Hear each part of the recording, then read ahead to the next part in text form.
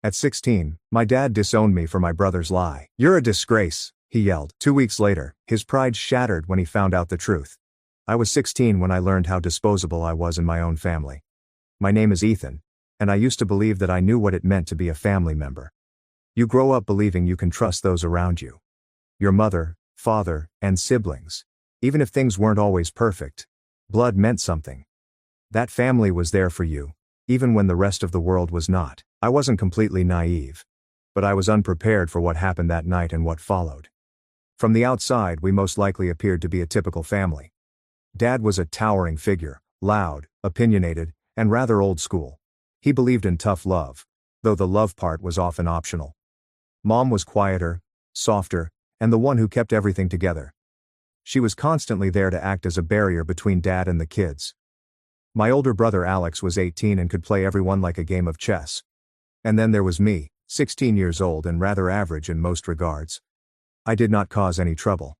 I kept to myself and tried really hard to remain out of the crossfire, but it didn't stop me from being the ideal scapegoat. Alex and I were close when we were kids.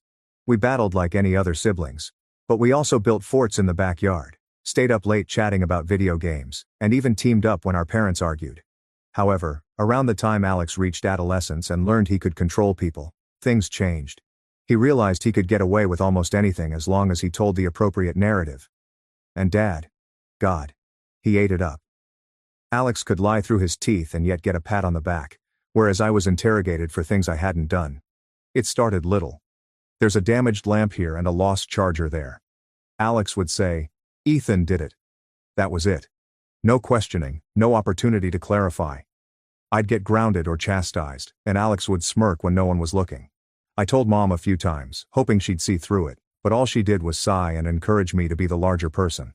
She'd argue that despite his age, he's still figuring things out. "Simply ignore him, Ethan. It's not worth fighting." But it was. It was worth the fight. I just wasn't sure how to win.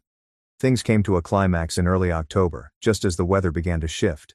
That week had been tense. Dad was concerned about job. Alex was acting strangely, and Mom had been staying late at work. I could feel something building, like a storm that you can't see but know is there.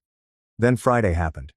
I arrived home from school, as usual, dropped my bag, grabbed a snack and proceeded to my room to play some guitar. I was learning this song that I'd been infatuated with for weeks, and for once, I felt tranquil and peaceful, as if the weekend would be quiet. I was halfway through the chorus when I